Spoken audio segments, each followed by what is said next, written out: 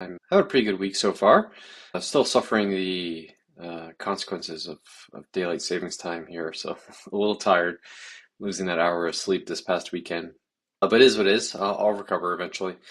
This week, back to my normal kind of videos, just sharing some thoughts. And there's a couple things that came up last week that I want to talk on. And one of those, that was a good discussion, had me pondering things a little bit. I was talking with a group of friends to ask me some questions, and one of them asked what my thoughts were on fasting. And I had to stop and think about it for a little bit because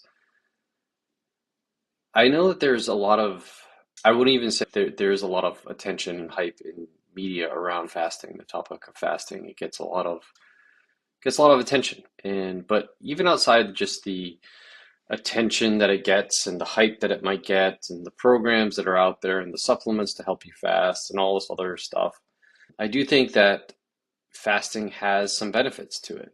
I think, my number one rule, which is why I struggle to answer some of these questions, is my number one rule is that if you find something that works for you, that you should go with it. And regardless of what I think about fasting or someone else thinks about fasting or anyone thinks about fasting, if fasting is helping you achieve your goals and you're able to achieve those goals while fasting and not suffer any kind of negative consequences, then I'm in support of fasting. So it's never as black and white as for me anyways, do I think something is good or bad? Because it always requires some level of context to that individual.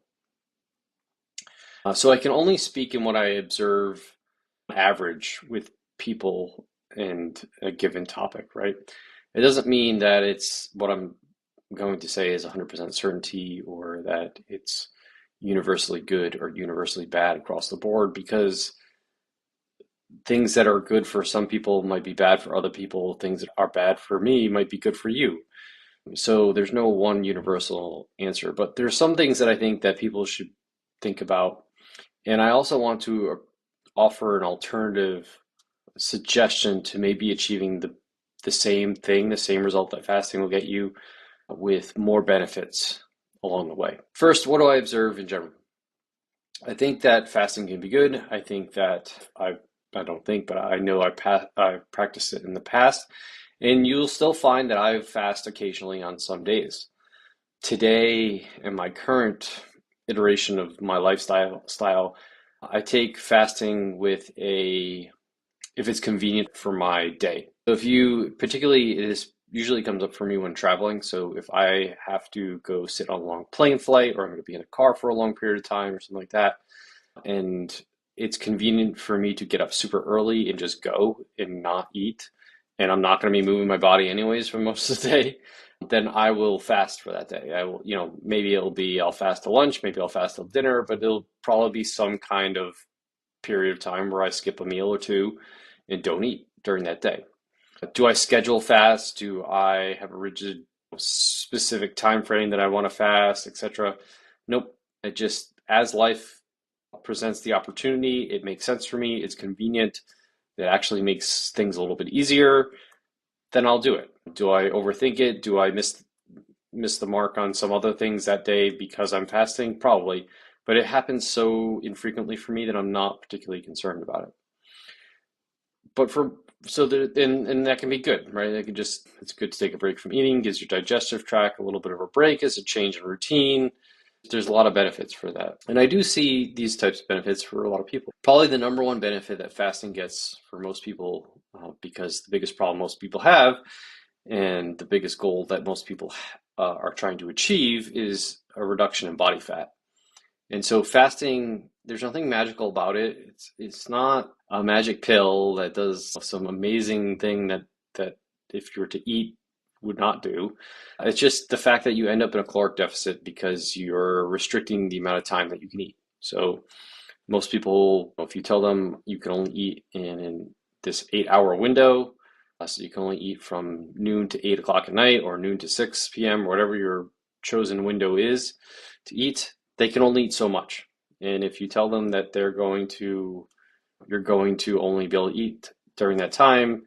They're going to eat less than they normally would, and therefore result in a caloric eating less calories than they normally would, and therefore a reduction in body weight.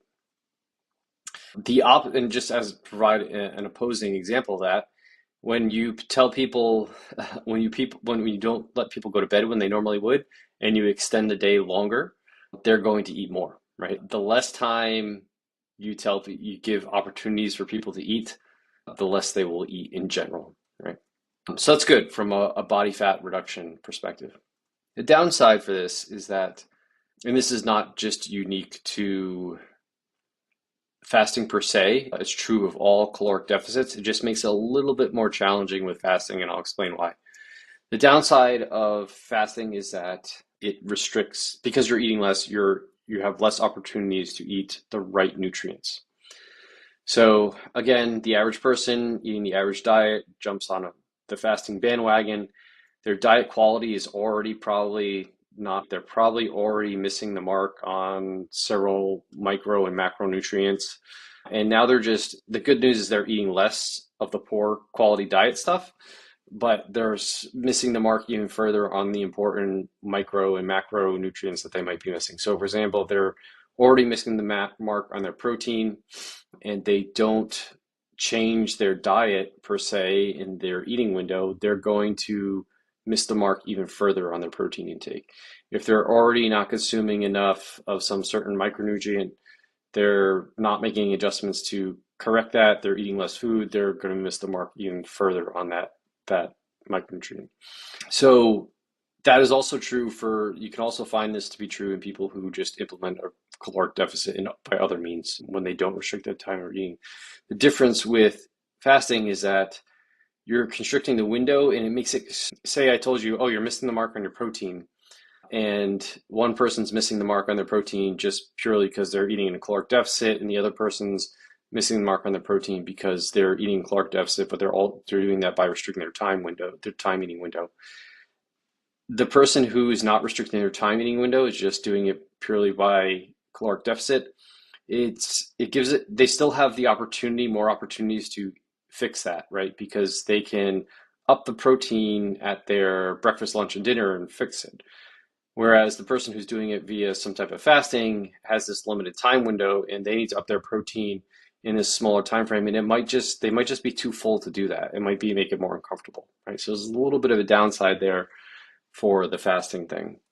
And so the other thing that I'm always conscious of when we're talking about fasting is people that because I typically deal with people that are type A, very rigid, follow the rules type of people. So if you tell them you can only eat 6 hours a day, only between noon and 6, they're going to do that religiously day in, day out, regardless of what else is happening in their life. And I worry a little bit about the social aspect of eating with people who are fasting. So some people will be they're not as tied or rigid to it. So if I asked you to go out for breakfast and you're normally a faster that doesn't eat breakfast, you'd be okay. I'm going to make the exception today and say I'm going to have breakfast today and not worry about it. Other people who are very type A and very rigid about it, they're going to say no to my invitation to go have breakfast with me and miss out on, social engagement opportunities just because it would break the rule of their fasting. They think that eating breakfast one day is going to be completely detrimental to their health and their outcomes that they're trying to achieve via fasting. And I was one of those people, so this is why I'm talking about it, because I did this. I skipped social engagements. I missed out on opportunities with just kids and family and friends and whatnot because I didn't want to suffer not being able to adhere to my fasting window. And I regret that. And so I get concerned when we have a fasting routine of people being too strict with it and not realizing that it's not the end all be all of reaching their goals, and that if they are a little bit more flexible with it, that they might get to their goals even faster. Now, the main reason and where the alternate solution I want to offer for people when it comes to fasting for me is I'd rather people eat as much food as possible with a least restrictive mindset around everything regarding food, and and find a way to create a caloric deficit in other means. So one of the other things that I observe with people who fast a lot, and this is not everybody by any means, it's but there is a subset of people that they don't adjust their entire or all aspects of their lifestyle and are just trying to force this one thing to fix the problem. The average Joe Jane, I eat the average Joe Jane diet, and I'm going to create a caloric deficit purely to lose body fat purely by fasting. And they go ahead and do that. What I would, if I was their coach and I was advising them, what I would say is, I don't want you to fast, but instead, what I want you to do is I want you to walk 7 to 10,000 steps a day, and I want you to go and exercise 3 to 4 times a week. And I'd rather see you achieve the same, and then start to manipulate your diet a little bit to improve the diet quality and focus on different things like that, and use changes in diet, changes in movement and exercise to create a caloric deficit that still allows you to eat 3, 4, 5, I don't care how many meals a day, and have a little bit more flexibility and freedom in your lifestyle.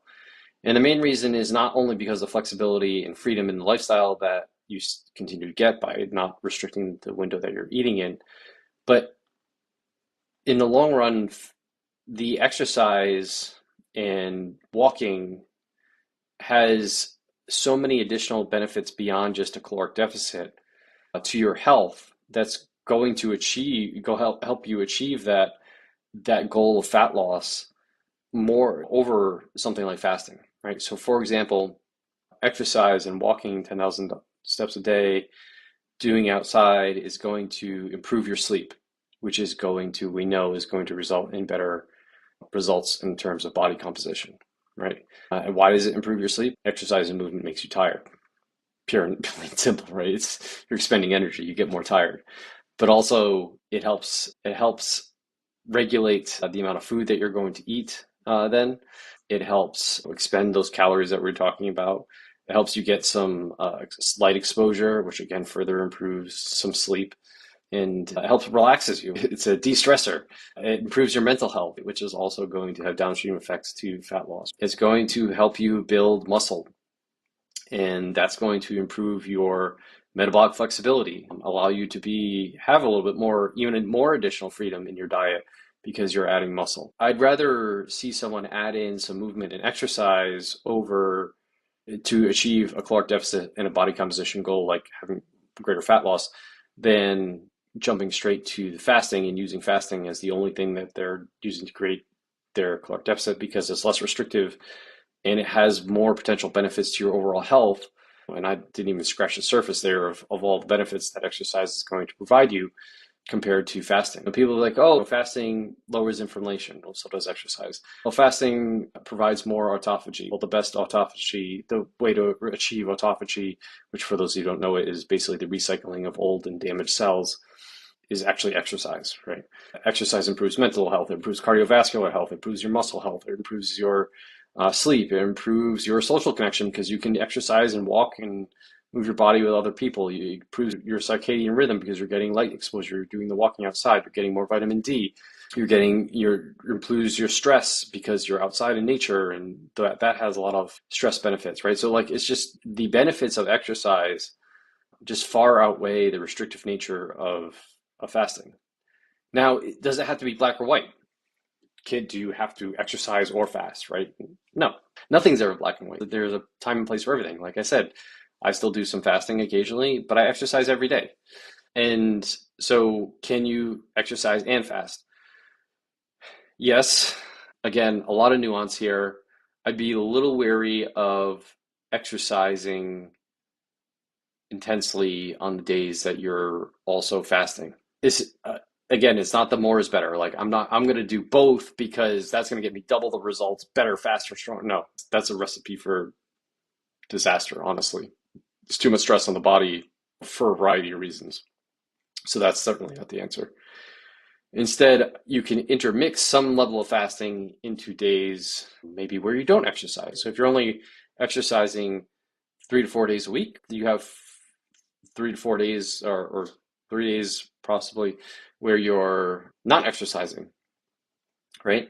So that means you could do some fasting on those days because you don't have the stress of exercise on those days. You might be not moving your body as much. You don't have as many caloric needs. So maybe that's an opportunity to do some fasting on those days. It's not a black or white, either or, but it's also not, you need to, doing both is going to yield results doubly as fast. That's not how it works either. So again, we have to have some moderation to both approaches. But yeah, that's my thoughts on fasting in general in a short 20-minute video. I don't think it's bad. I don't think it's amazing. I think that there's a time and place for it. I think that if the strategy works for you, then great, go for it. But we also need to pay attention to things like macro and micronutrient intake, making sure we're still hitting the things that we need. And if you're not exercising, I'd rather see you exercise and move your body and hit your 7,000 to 10,000 steps every day before we do any kind of fasting. But eventually, if you start get the exercise piece down, you feel pretty good about how to track your micro and macronutrients, or you're hitting your goals, and you want to inject a little bit of fasting on top of that to get a little bit of benefits from best of both worlds on days where you're not exercising, great, that's cool too. But that's more expert level manipulation, next level stuff. But if you're just starting out, I think on average, I think that a solid exercise program with movement throughout the day, every day, is going to yield superior benefits to fasting in general. So that's my thoughts. What are your thoughts on the topic? How do you feel about it? Please let me know in the comments below, or send me a direct message, or however you like to reach out to me. I love to hear people's opinions, their thoughts, change my perspective, and let me know if you want to try something different from your approach, or if you're currently fasting, you're not fasting, maybe how you would integrate it into your life, how you maybe integrate exercise into your life. Just let me know. I'm happy to help and answer any questions you have. As always, the best way to keep up with all the content that I'm putting out on a weekly basis is by subscribing to the newsletter. And the best way to do that is go to rjbhealth.coach, click on the newsletter tab on the top and enter your email address. And then I'll email you these videos along with all the other stuff that I put out on a weekly basis.